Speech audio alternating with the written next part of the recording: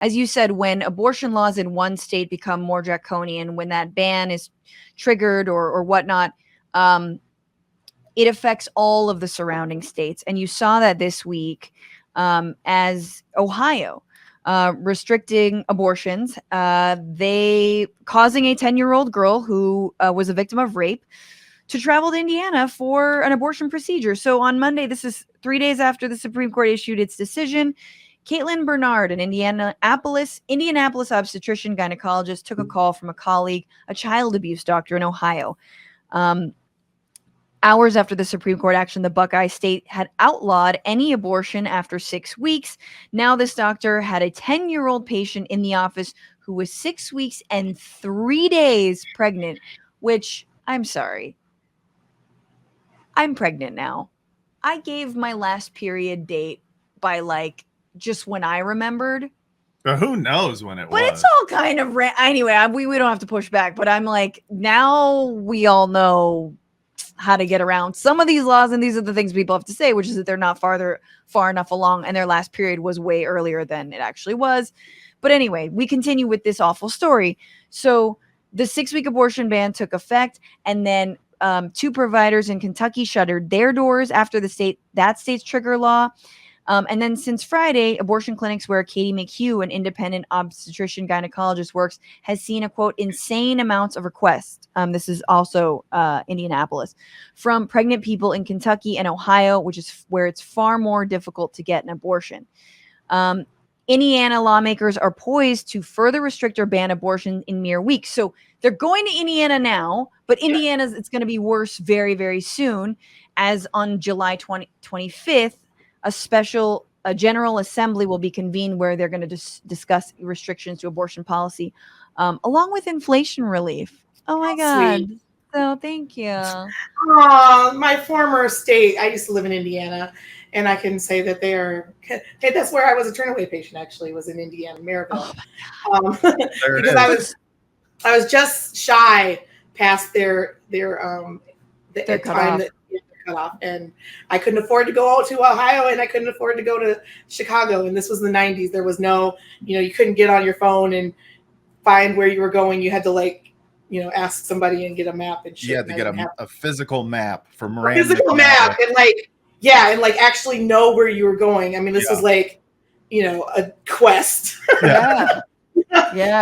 It still is for some people, because not everybody has a smartphone. I just want to throw that out there. Yeah. Or the means to travel across state lines in order to get some people have jobs.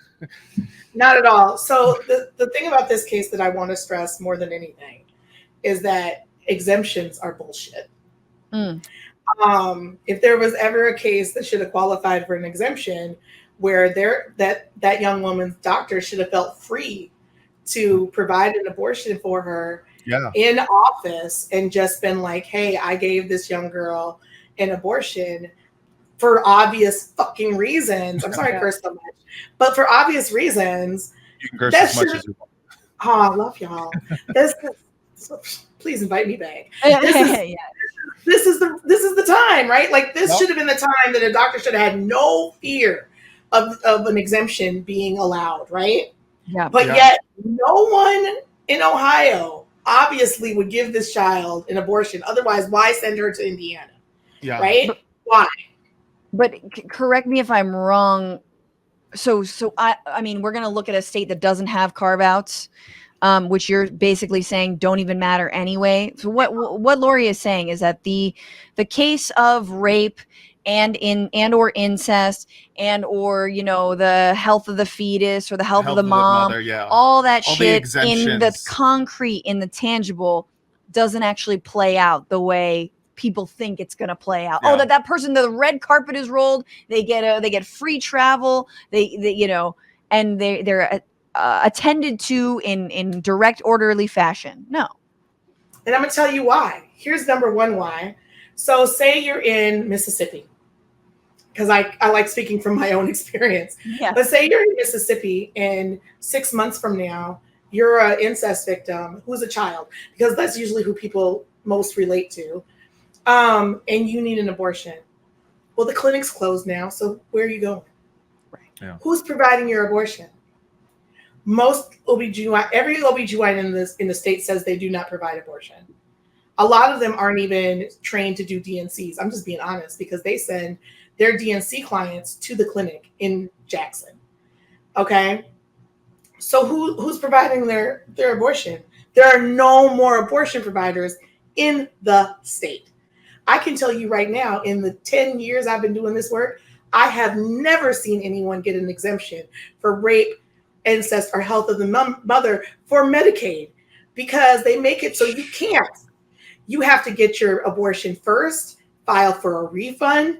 You have to prove that you were raped by having a police report. You have to have filed. Like, it's not made for you to use, right? It's made for it to be hard. And that's because if you ask lawmakers, they're going to tell you rape is just an excuse that women use because they want an abortion. Because to them, they talk about pre-Roe days when in order to get an abortion, you had to say you were raped. So they'll say, oh, women just say that. It's not true. And only 1% of abortions are because of rape anyways. But I'm here to say that's a lie.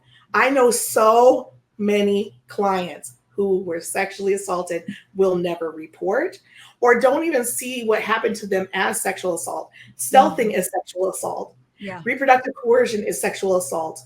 Being coerced by your partner is sexual assault. Having your partner sleep with you when you're unconscious is a sexual assault. But a lot of times people who are in relationships don't even conceive that as sexual assault, right?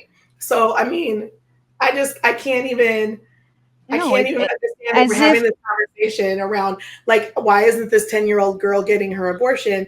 Well, partially because we have this dichotomy of good abortions and bad abortions. Yes. And if we just didn't have that dichotomy at all, then she would be getting her fucking abortion at home with her local OBGYN, like they do in Germany and other, like, normal ass countries where people don't go through all of this. Absolutely. And it also, it's sort of like when I'm chanting abortion is healthcare, and then you realize, oh yeah, this country fucking sucks on healthcare. Yeah. You're like, this is part of a healthcare fight in a totality of that. And the same with, sexual violence. You think about the ways that this country treats rape victims. You think about the rape kits that are sitting untested in police backlots. Like, you fucking think that we take rape victims and victims of assault seriously? No. So spare us all of those carve out bullshit things.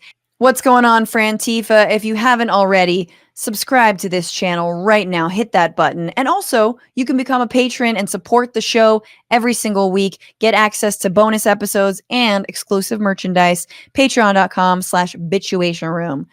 Do it.